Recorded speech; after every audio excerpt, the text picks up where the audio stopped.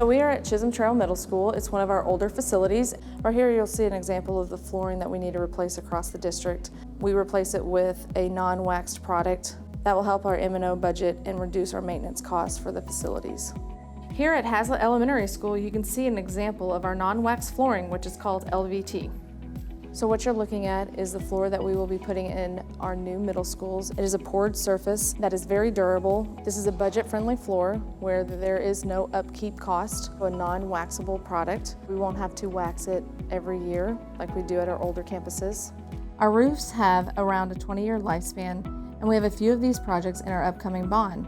As you can see, the new roofs have white rock that is more energy efficient because of the reflection and will cut M&O budget.